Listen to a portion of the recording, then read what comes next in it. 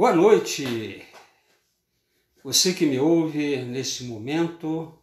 Esta é uma transmissão da Igreja Presbiteriana de Itaporanga, né?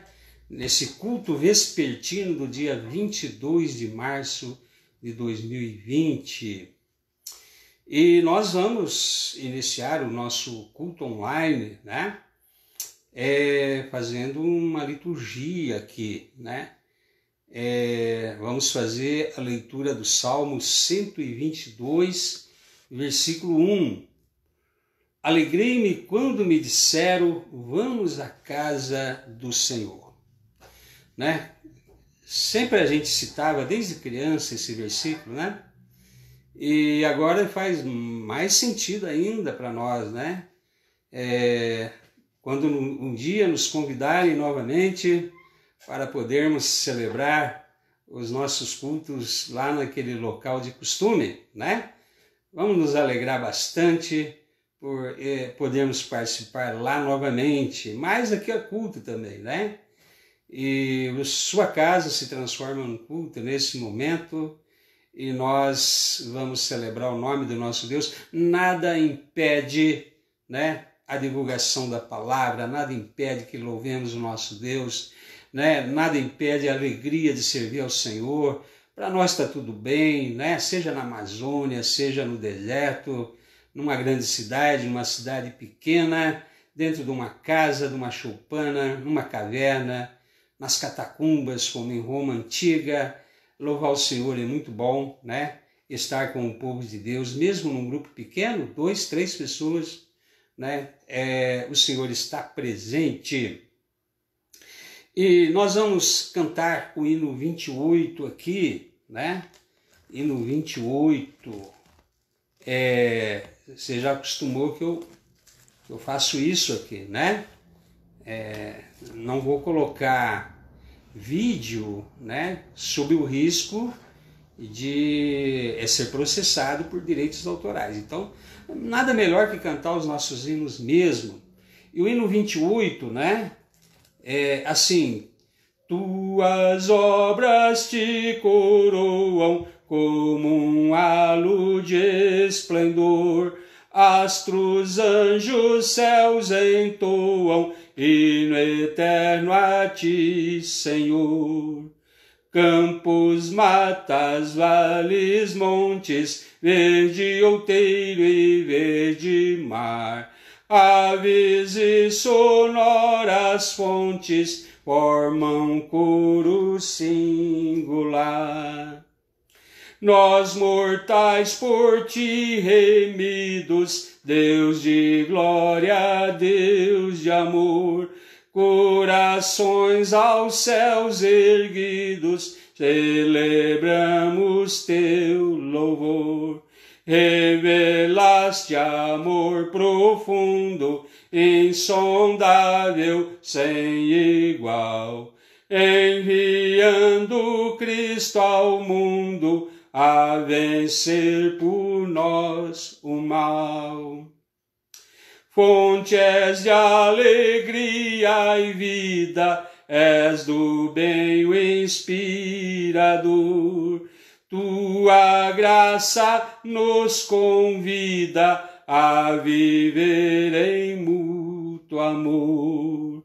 Quais alegres peregrinos, sempre em marcha triunfal, cantaremos gratos hinos na jornada até o final. É isso, estamos peregrinos aqui, vamos cantar, né? Gratos hinos àquele que nos salvou, nos redimiu, nos deu a vida eterna. A nossa alegria está no Senhor, nosso Deus mesmo, né? Por isso vamos orar, vamos invocar o nome do nosso Deus. Senhor, Deus Todo-Poderoso, em nome do Senhor Jesus, louvado seja teu grande nome. Nós aqui, Pai, em igreja, sim, em igreja, cada um no seu lar, pessoas se reunindo nesse momento, para esse momento de culto, de adoração, de ouvir a palavra, somos a sua igreja reunida. E que o Senhor nos reservou, ó Pai, esse método para que nesse período difícil, complicado da história, não só do nosso país, da humanidade, pudéssemos ter acesso à casa das pessoas através desse meio. Por isso, Pai, nós somos gratos ao Senhor por isso e nos alegramos no Senhor essa noite também. Venha fortalecer as nossas vidas, as nossas almas, venha renovar o nosso ser, venha dar paciência nesse período complicado, venha renovar o nosso espírito, nossa alma, venha fazer de nós, ó Pai, a cada dia crentes mais verdadeiros e sinceros. Quebranta os nossos corações, nos tira da letargia, da acomodação, nos tira da frieza espiritual, de uma situação de mornidão espiritual. Nos faça, Senhor, realmente avivados para o Senhor, porque quando terminar esse período queremos, ó Pai, que seja diferente, Senhor, a nossa realidade espiritual, que seja, ó Pai, mais engajada a nossa participação no reino de Deus. Por isso, Pai, nós invocamos o Seu nome essa noite e te pedimos em nome de Jesus. Amém. Queridos, o texto da mensagem é Lucas, capítulo 23, 33 a 49. Texto grande, né? Texto grande. Lucas 23, 33 a 49. Você pode pegar a sua Bíblia aí, né? Se não, ouça a leitura.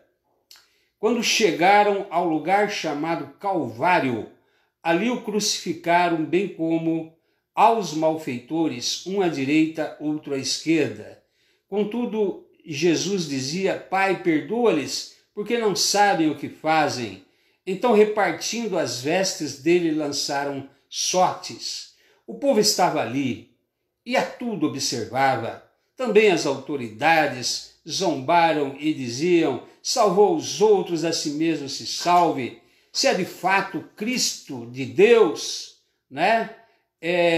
O escolhido. Igualmente os soldados os escarneciam e, aproximando-se, trouxeram-lhe vinagre, dizendo: se tu és o rei dos judeus, salva-te a ti mesmo. Também sobre ele estava esta epígrafe, né? Em letras gregas, romanas e hebraica: este é o rei dos judeus. Um dos malfeitores crucificados blasfemava contra ele, dizendo: não és tu o Cristo? Salva-te a ti mesmo e a nós também.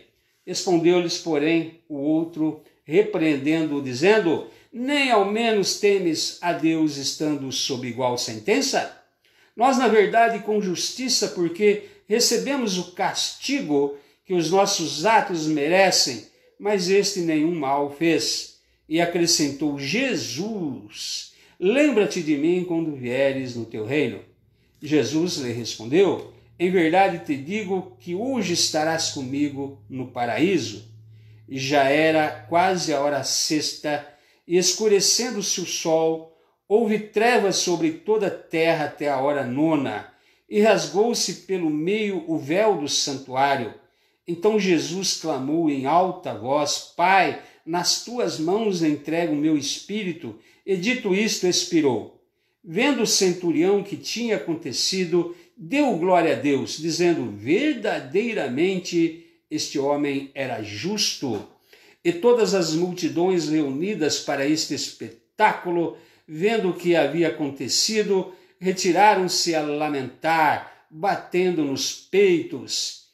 Entretanto, todos os conhecidos de Jesus e as mulheres que o tinham seguido desde a Galileia permaneceram a contemplar de longe estas coisas.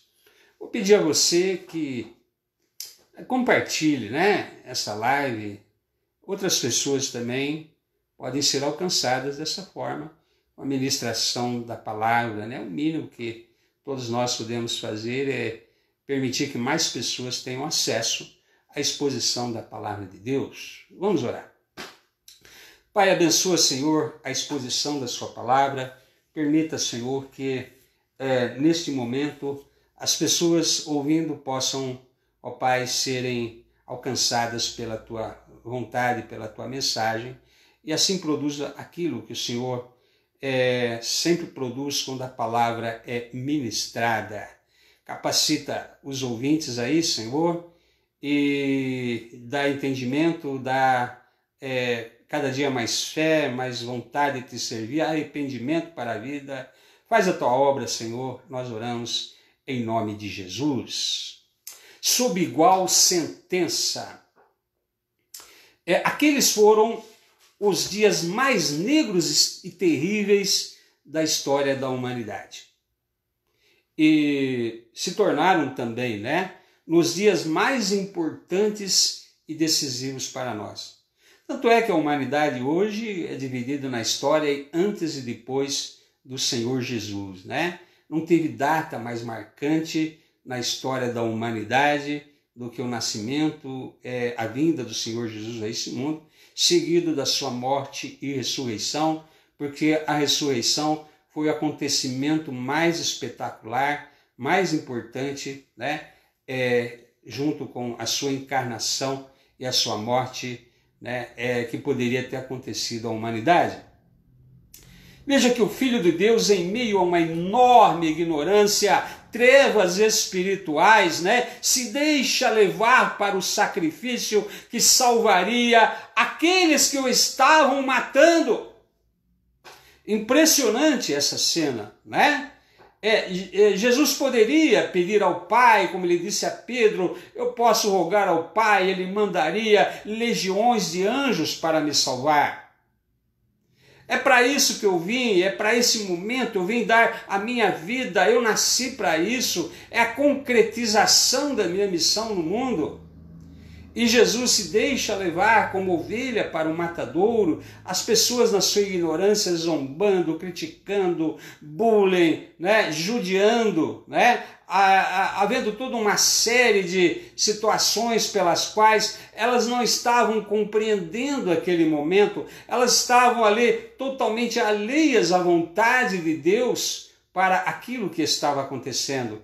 Julgavam que estavam condenando alguém blasfemo, julgando alguém que era um impostor, que se dizia ser o Cristo, alguém que pior, dizia ser filho de Deus. Achavam que a condenação dele era por isso mesmo merecida, e aquelas pessoas na sua ignorância estavam assim, então, presenciando o acontecimento que permitiria a salvação delas também, Veja que aquelas pessoas estavam representando a humanidade como um todo, Não vá culpar aquelas pessoas, Eles representaram a humanidade ali, João disse que o Messias, o Cristo, o Verbo de Deus, veio ao mundo e o mundo não o reconheceu, O mundo o rejeitou, E essa rejeição foi sumamente concretizada naquele momento em que decidiram matá-lo. Ele não contemplava outra coisa, senão o tremendo impacto que a sua morte e ressurreição traria ao seio da humanidade. Deve ter sido uma coisa muito complicada. Eu estou indo à cruz salvar essas pessoas que me maltratam, essas pessoas que zombam de mim, Eu estou indo morrer por elas, dar a vida por elas, E tenho que suportar toda essa carga de pressão, de ignorância, de ódio contra a minha pessoa.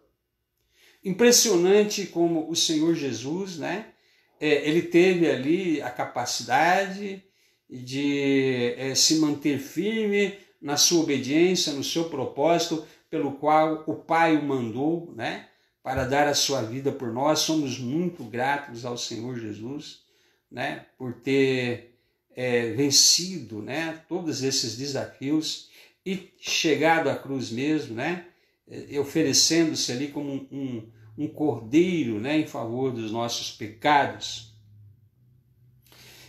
O propósito da sua missão, então, estava chegando, realmente aos seus momentos decisivos. Ele veio para isso, ele veio para dar a sua vida. A salvação anunciada consistia em pagar o preço do nosso resgate. Veja como Deus ele anuncia tudo com muita antecedência de séculos, às vezes milênios. Isaías foi a pessoa que melhor descreveu esse momento da crucificação. No capítulo 53, ele era o mais rejeitado dentre os homens. Como de alguém que alguém esconde o rosto, nós assim escondíamos o rosto dele, julgávamos como aflito, ferido de Deus. Contudo, ele morreu pelos nossos pecados, o castigo que nos traz a paz estava sobre ele, e pelas suas pisaduras fomos sarados. Todos nós andamos desgarrados como ovelhas, cada um se desviava pelo caminho, mas Deus fez cair sobre ele a iniquidade de todos nós. Está tudo ali. Mais de 300 profecias a respeito de todos os detalhes da vida do Senhor Jesus, nascimento, vida, ministério, morte, ressurreição. Ele era o homem mais aguardado da história, aquela pessoa que Deus havia prometido desde que Adão e Eva pecaram, que da semente da mulher nasceria aquele que esmagaria a cabeça da serpente, o proto-evangelho ali, o início do evangelho. Já chamou Abraão prometendo isso, que em Abraão seriam benditas todas as famílias da terra. E a revelação de Deus a respeito dessa pessoa que viria, do Senhor Jesus, foi sendo progressivamente feita. Revelou a Moisés, revelou a Davi, revelou aos profetas. E Jesus, de uma forma, estava ali então pronto para concretizar o propósito, o objetivo, que na verdade, as Escrituras dizem que o Cordeiro foi morto antes da fundação do mundo. Deus nunca é pego de surpresa, Deus tem tudo planejado, e isso é impressionante quando nós observamos como isso de fato acontece no mundo em que vivemos, na história. A palavra de Deus é verdadeira por isso.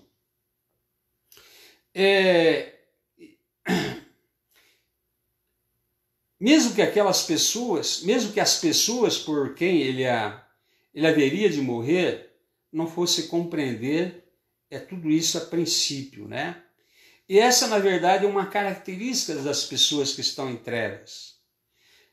Não compreender o sacrifício da cruz é libertador. É interessante o tipo de zombaria que tem até hoje em relação a Jesus nesse sentido, As pessoas, quando se sentem muito assim criticadas, elas dizem: e agora eu sou o Cristo. A zombaria continua. Vemos o que aconteceu aí no carnaval, em vários carnavais, em vários anos seguidos. Esse ano foi pior ainda, As pessoas parecem não compreender o sacrifício de Cristo. Parecem não compreender todo aquele sofrimento, todas aquelas chicotadas, toda aquela dor. Ele estava levando sobre si o pecado de todos nós. Não compreendem a mensagem da cruz. Zombam daquilo que não compreendem. Rejeitam a princípio a palavra de Deus, justamente por causa da falta de compreensão. Deus precisa abrir a mente e o coração para que a pessoa compreenda a mensagem. Foi o que Lucas, em Atos, referiu-se a respeito de Lídia, A primeira europeia a se converter, Deus abriu o entendimento, o coração de Lídia, para compreender a mensagem que Paulo trazia. E a primeira reação de Jesus em favor daquelas pessoas foi de interceder por elas. Jesus é maravilhoso, Ele sabia que o Pai estava irado. Ele sabia que o Pai, diante daquela loucura toda que estavam fazendo com o seu filho, embora tenha sido determinação do Pai, o Pai queria ali, podia ter matado todas aquelas pessoas. Jesus iria morrer, mas todas aquelas pessoas morreriam ali mesmo, Hoje passamos, acredito sim, um pouco de consequência no mundo inteiro por causa de tudo que andam fazendo contra a fé cristã, contra a pessoa do Senhor Jesus. E Jesus é a primeira coisa, né? Veja o coração do Salvador, veja a paixão de Cristo pelas almas. Pai, perdoa-lhes, porque eles não sabem o que fazem, né? Ou seja, contém a sua ira, né? Jesus estava preocupado em salvar aquelas pessoas antes mesmo de morrer. Na sua intercessão diz que elas viviam em trevas, na ignorância. O Senhor sabe que elas são ignorantes. É por isso mesmo que eu vim aqui, afinal de contas, eu estou indo à cruz por causa delas. Isso é amor, isso é um sentimento extraordinário. Ele poderia dizer isso mesmo, Pai, né? Eu vou morrer, mas essas pessoas precisam ser castigadas pelo que estão fazendo comigo. Esse não foi o sentimento do Senhor Jesus. Vejam o coração de alguém que é salvador, que ama as pessoas, mesmo aquelas pessoas que estavam infligindo a ele toda aquela tortura, toda aquela dor, desprezo, todo aquele bullying, toda aquela situação de escárnio, toda aquela situação ali em que foi dolorido, foi custoso para ele ter que passar por aquilo. Ele estava intercedendo por aquelas pessoas. Eu vim morrer por elas. Essa é a finalidade que eu estou indo à cruz, né? Poupa a vida dessas pessoas. Perdoa-lhes. Quem estava lá? Né? As escrituras, se nós vemos aí, diz que estavam lá, o poder político, militar, estavam lá, os soldados representando o maior império da época, Roma, né? Roma participou, né? Dando o seu julgamento, Pilatos lavou as mãos. Estava lá o clero sacerdotal, né? Aqueles que deveriam conhecer as escrituras, aqueles que deveriam reconhecer que aquela era a época anunciada pelos profetas para a vinda do Salvador. Tanto é que os reis que vieram do Oriente, né, sabiam que aquela era a época. Né? Eles foram lá adorar o recém-nascido, depois viram a estrela, o que confirmou ainda mais para eles. Né? Pena que eles foram no palácio, acreditando que um príncipe, um rei deveria nascer num palácio. Aqueles homens sabiam, sim. Sabiam que aquela era a época, sabiam que aquele era o Senhor e Salvador. As Escrituras afirmam que eles ficaram com medo de perder o seu lugar de prestígio junto à sociedade, como aqueles que representavam a Deus. Né? Os intérpretes da lei de Moisés haveriam de perder sua posição e seu prestígio. O povo, em geral, estava lá. Né? Novamente eu digo, não é o caso de criticar aquelas pessoas ali, viu, irmãos? Na verdade, eles estavam representando a humanidade, estavam representando ali todos nós, mas estávamos ali. Né? A humanidade estava representada ali através daquelas pessoas. E até mesmo os criminosos estavam ali. É interessante que o diálogo entre os dois criminosos, né? Um dos malfeitores crucificados blasfemava contra ele, dizendo: não és tu o Cristo, salva-te a ti mesmo e a nós também. Entrou na onda, né? Há pessoas assim, tontas mesmo, né? Maria vai com as outras, né? Quer jogar para a plateia, quer fazer graça. Tá todo mundo zombando de Jesus, vou zombar também, né?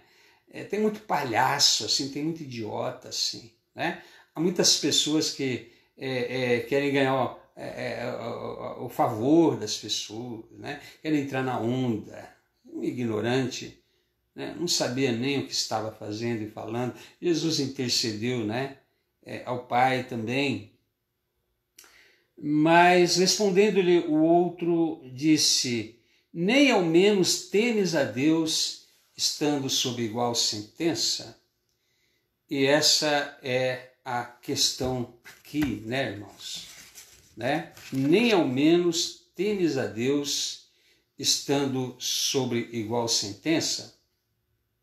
Veja que foi de onde menos se esperava, né? De um criminoso. Estavam lá políticos, militares, sacerdotes, povo. Mas foi de um criminoso que houve um pouco de luz naquela insanidade toda. Nem ao menos temes a Deus, estando sob igual sentença. E ele estava se referindo ao fato de que ambos estavam sendo ali sentenciados ao lado de Jesus à morte. Mas numa metáfora para todos nós, né? Porque ali, na verdade, ele deu uma aula de teologia. Todos estamos condenados por causa dos nossos pecados. É o que a palavra de Deus afirma. Todos nos extraviamos, todos nós nos fizemos desgarrados a uma, inúteis. Herdamos o pecado já de Adão, já nascemos com essa natureza revoltada contra Deus, essa natureza que não deseja estar em comunhão com Deus e nem pode. Há uma sentença que pesa sobre toda a humanidade. A sentença de ser pecador e por causa do seu pecado estar condenado à morte eterna. A ira de Deus, né, pesa sobre toda a humanidade por causa do seu pecado. Há uma sentença que é igual para todos nós, afinal de contas. Sei que o ladrão estava se referindo apenas à situação dele e do outro ladrão ali, junto com Jesus sendo condenados, mas ele foi muito feliz, porque essa mesma sentença pesa sobre toda a humanidade, e nem ao menos você teme a Deus, sabendo que você está sob igual sentença de condenação. Eu costumo descrever, já usando aí essa comparação de tribunal, de pessoas aí condenadas à morte. Imagina uma pessoa, você assiste muito filme americano, né? É condenado à cadeira elétrica, ele está lá aguardando a sentença, porque já está condenado, mas só está aguardando a execução da sentença lá no corredor da morte.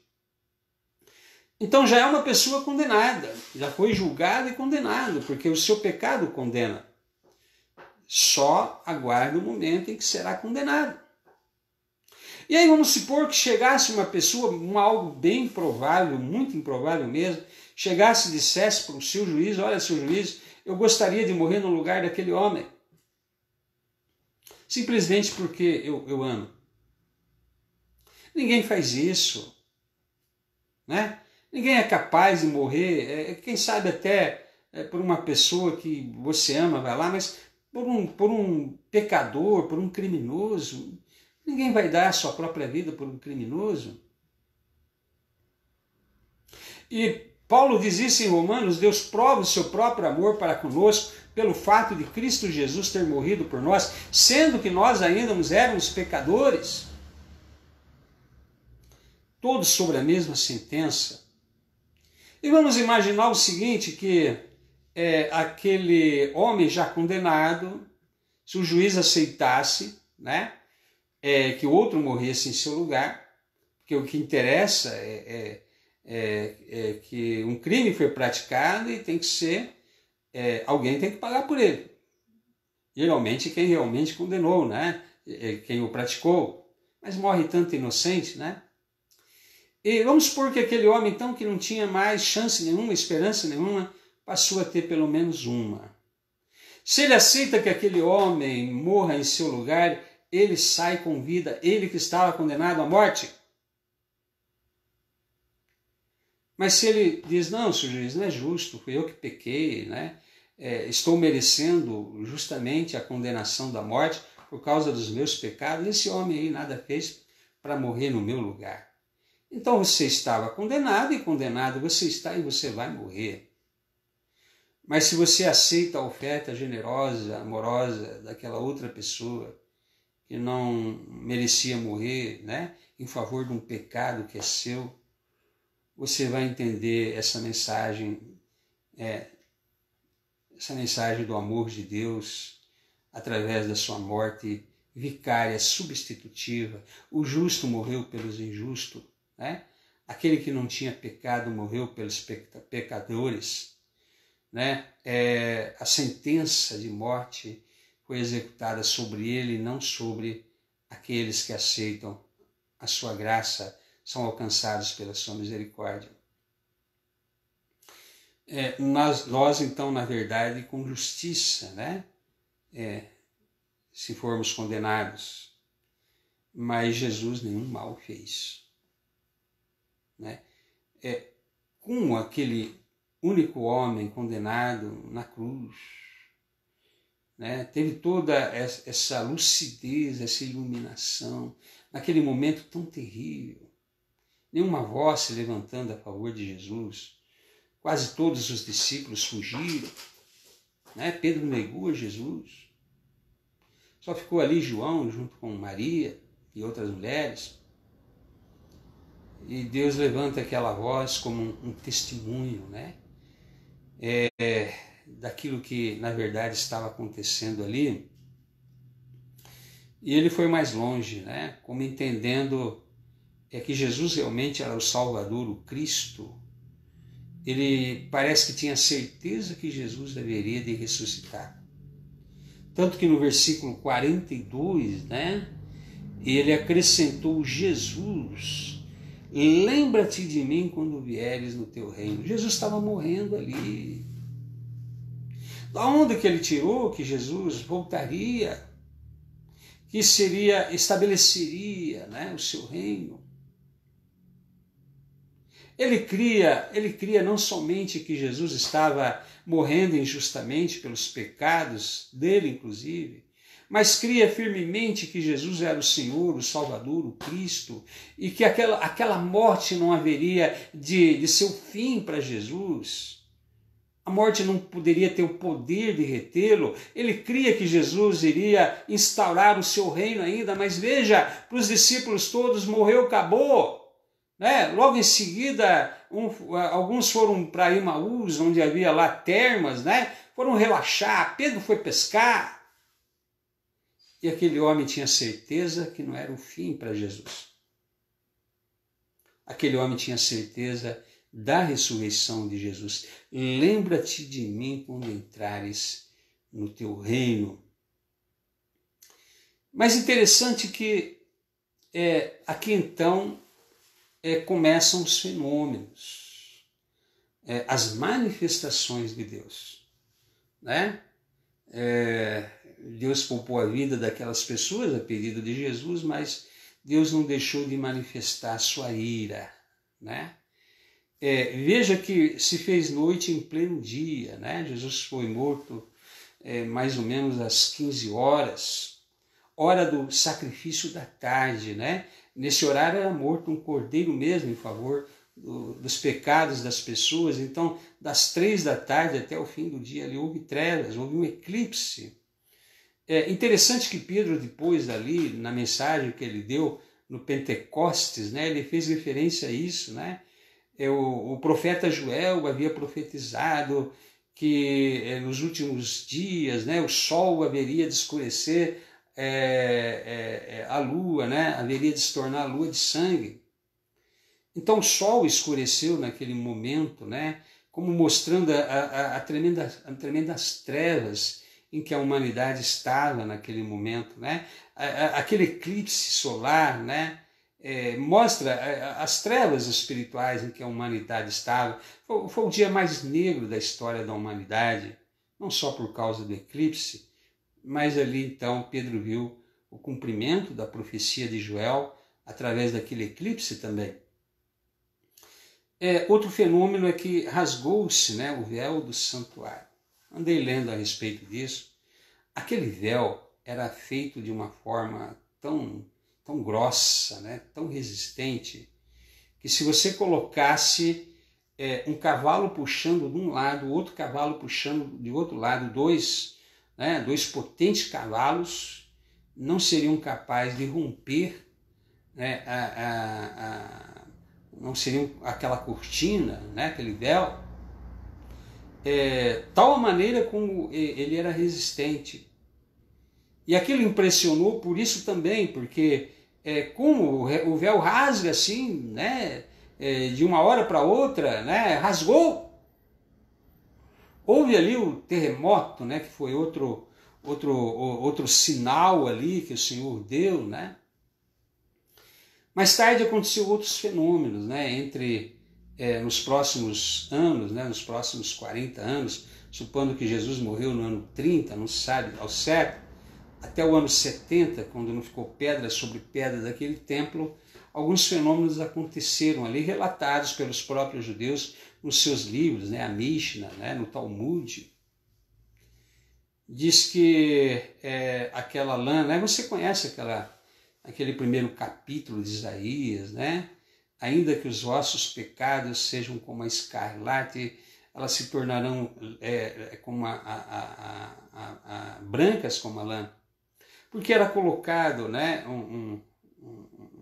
uma fita escarlate no bode que haveria de ir para o deserto, e outra colocava ali no Santo dos Santos, ali naquela cortina. Interessante que aquela lã vermelha se tornava branca. Isso nunca mais aconteceu, porque aquilo ali simbolizava que Deus havia aceito o sacrifício daquele animal, aquele cordeiro que foi sacrificado, né? E a partir dali Deus não aceitaria mais nenhum sacrifício de animal, né? Tanto que fizeram sacrifício de animais naqueles 40 anos, e nunca mais aquela lã vermelha se tornou branca, porque Deus não ia mais aceitar aquele sacrifício de cordeiros no templo, porque o verdadeiro cordeiro, né, que tira o pecado do mundo, já havia feito o sacrifício definitivo ali na cruz. Aquele foi o fim, né, daquele período do templo, e nunca mais, né, 2000 anos, nunca mais conseguiram fazer aqueles sacrifícios, porque Deus já havia feito o sacrifício do seu filho em lugar de tudo aquilo lá. E ainda que viessem a fazer de novo, ou querem fazer de novo, né, Deus já fez o sacrifício do seu filho na cruz. Né? Aquele sistema antigo passou, nem adianta querer ressuscitá-lo, porque Deus não vai mais aceitar perdão de pecados através de sacrifício daqueles animais, porque Jesus já fez, né, o sacrifício definitivo em favor de todos nós. Então, muitas coisas aconteceram naquele momento da morte de Jesus. Tanto que Mateus, né, faz um relato aqui também impressionante, lá no capítulo 27, 51 a 53. Mateus diz que tremeu a terra, fenderam-se as rochas, né? Fenderam-se, abriram-se os sepulcros, e muitos corpos de santos que dormiam ressuscitaram, e saindo dos sepulcros depois da ressurreição de Jesus, entraram na cidade santa e apareceram a muitos. Quem eram esses santos que ressuscitaram? Eles não descrevem. Mas imagina, pessoas conhecidas do povo de Israel, né? Porque para serem reconhecidos como pessoas que eram realmente santas, né? À luz do entendimento do que é santidade para o povo de Israel, né? Aquelas pessoas apareceram ressurretas. Então, algo extraordinário, um sinal maravilhoso de que a morte de Jesus e a sua ressurreição vão propiciar a toda pessoa que nele crê a ressurreição dos mortos. Né? Aquelas pessoas foram lá para ver um espetáculo, né? E é interessante que elas começaram a se lamentar quando começaram a ver todas essas coisas. Vendo o centurião o que tinha acontecido, deu glória a Deus, dizendo: verdadeiramente esse homem era justo. O que nós fizemos? Né? E todas as multidões reunidas para esse espetáculo, o espetáculo da crucificação, vendo o que havia acontecido, retiraram-se a lamentar, batendo nos peitos. O que nós fizemos? É interessante como a intercessão de Jesus em favor a Deus de perdoar aquelas pessoas já se mostra aqui, né? O arrependimento do que fizeram. Mais tarde, lá no discurso de Pentecostes, porque essas pessoas que estavam lá por ocasião da Páscoa, né, viam pessoas no mundo inteiro, às vezes 1 milhão, 2 milhões de pessoas, né, presenciaram a morte, o julgamento de Jesus, ficaram em sua maior parte, mais 50 dias lá, para a festa seguinte, que é a festa do Pentecostes, porque naquele tempo as viagens, você não tinha essa facilidade de hoje, vai e volta. Você fazia uma viagem distante e aproveitava as 2 festas e depois voltava. E Pedro falou: vocês crucificaram o Senhor da glória. Todos esses sinais que aconteceram no momento da crucificação, Joel já tinha previsto. Esse sinal agora da descida do Espírito Santo, Joel já havia previsto, né? O Salvador veio e vocês o mataram, vocês o crucificaram por mão de iníquos. Eles já estavam, né, já bastante contristados e arrependidos naquele momento em que todos os acontecimentos que Deus despejou naquele momento já havia provocado neles, né, um lamento.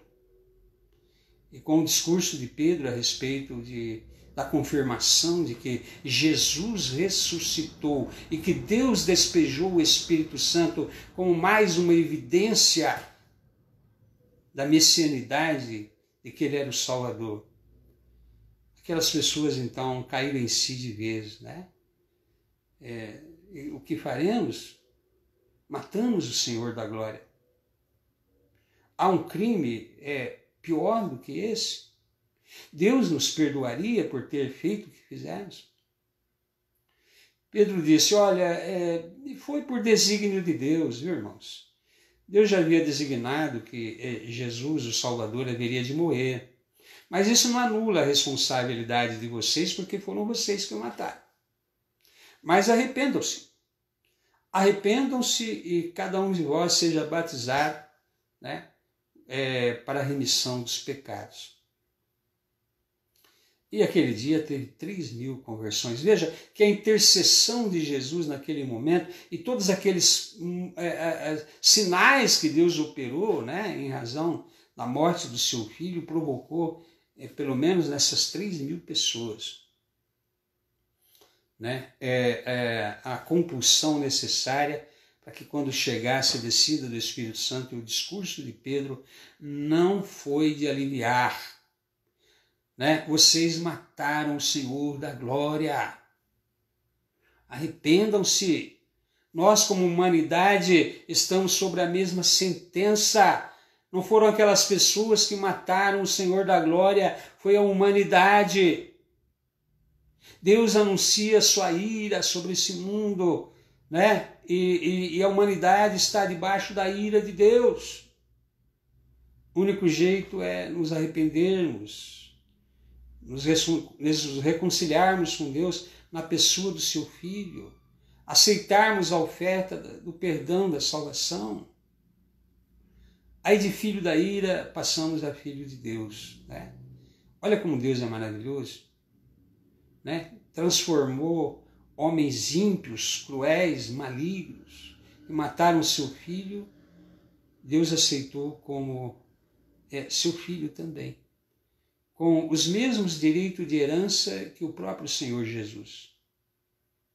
Conta-se uma história no mundo árabe que um árabe ali recebeu em sua tenda um homem que estava aflito, correndo, pediu segurança, abrigo na tenda daquele homem.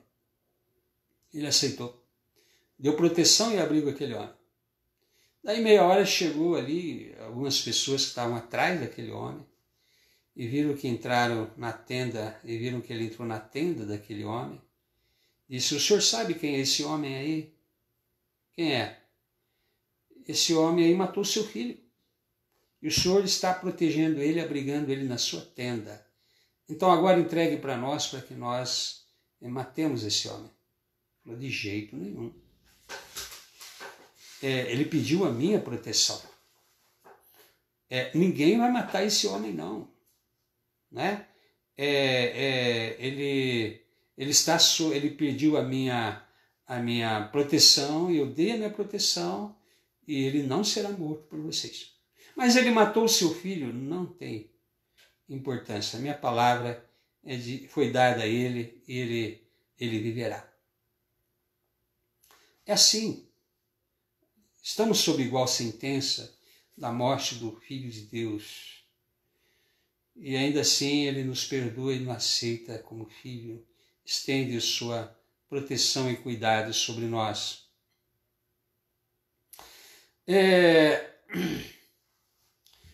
Veja que Jesus entrou no mundo de uma forma milagrosa e sobrenatural. Né? Foi gerado em Maria, uma forma sobrenatural. Anjos, quando ele nasceu, em coro anunciaram o seu nascimento. Né?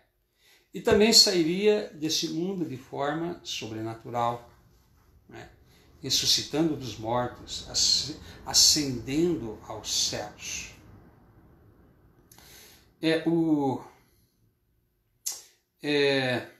Então, queridos, todos nós estamos sob igual sentença. Talvez você que ainda não é salvo por ter crido na pessoa do Salvador e reconciliado com Deus na pessoa do seu Filho, quem sabe hoje você é uma pessoa que andou zombando da pessoa do Senhor Jesus esses tempos todos. Deus sabe que você fazia isso na sua ignorância, né? Mas o Senhor perdoa. Jesus pediu perdão para toda a humanidade por esse ato contra a sua pessoa e também pelos nossos pecados acumulados diante do Pai. Mas é necessário que aconteça o que aconteceu com aquelas pessoas que foram batizadas no discurso de Pedro. Compungir o coração, ter noção do seu estado espiritual diante de Deus, né? Arrepender-se, porque você já está condenado à morte. E por isso que só Jesus salva. Quem sabe agora você finalmente entendeu essa expressão, né? Salvação só em Jesus, porque foi Ele que morreu pelo meu pecado, pelo seu, né? Ele que morreu no meu lugar e no seu. Precisa reconhecê-lo como Senhor, Salvador e Mestre.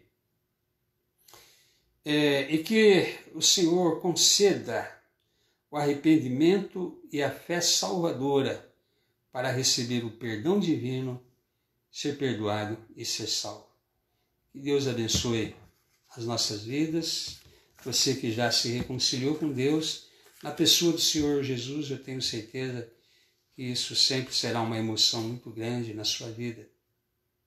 Você que ainda não o fez, entenda o discurso do ladrão. Nem ao menos temes a Deus estando sob igual sentença. E Jesus nada fez, né? Ele morreu ali em meu favor e em seu favor, né? Reconcilie-se com Deus na pessoa do seu Filho. Nós estamos terminando aqui essa live vespertina, domingo à noite, né? Vamos cantar mais um hino aqui, hino 339, Dia Feliz, né? Sei que há muitos que fazem, há muitos que nem lembram mais desse hino, né? Faz tempo que não se canta nas nossas igrejas. Ó dia alegre em que aceitei Jesus e nele a salvação, O gozo deste coração eu mais e mais publicarei. Ó feliz, bem feliz, o dia em que me converti. Jesus me ensina a vigiar e confiado nele a orar. Ó feliz, bem feliz, o dia em que me converti. Completa a grande expiação, pertenço agora ao meu Senhor. Chamou-me a voz do seu amor e nele achei real perdão. Ó feliz, bem feliz, o dia em que me converti. Jesus me ensina a vigiar e confiado nele a orar. Ó feliz, bem feliz, o dia em que me converti. Meu sacro voto a Salvador, de dia em dia afirmarei, e além da morte exultarei, louvando sempre a ti, Senhor. Ó feliz, bem feliz, o dia em que me converti. Jesus me ensina a vigiar e confiado nele orar. Ó feliz, bem feliz, o dia em que me converti.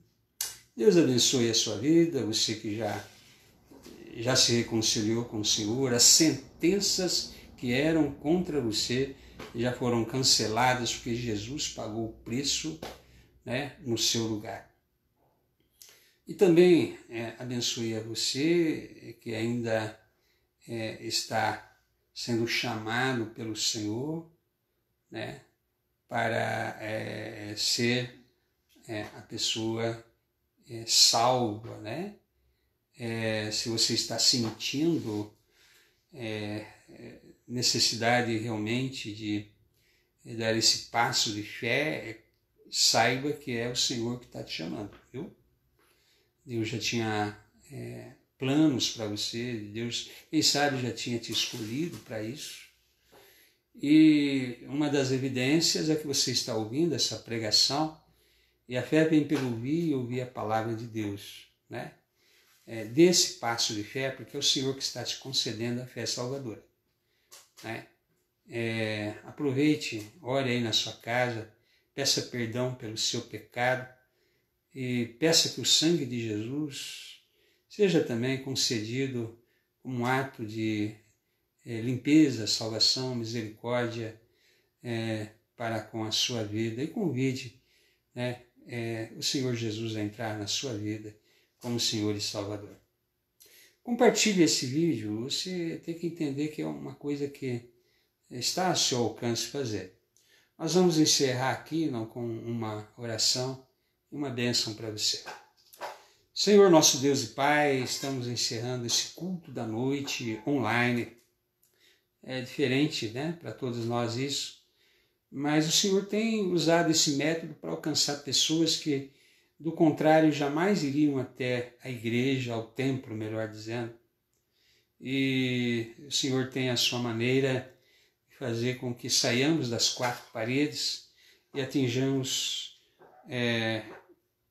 a ordem do Senhor, né, de ir por todo mundo e pregar o Evangelho, né? Esse é um ato de pregar o Evangelho a toda a humanidade, tendo essa possibilidade, esse alcance. Por isso agradecemos, Senhor, porque o Senhor, na sua sabedoria, tem permitido que a sua igreja seja tratada nesse tempo de confinamento e, ao mesmo tempo, que mais pessoas possam ouvir a palavra.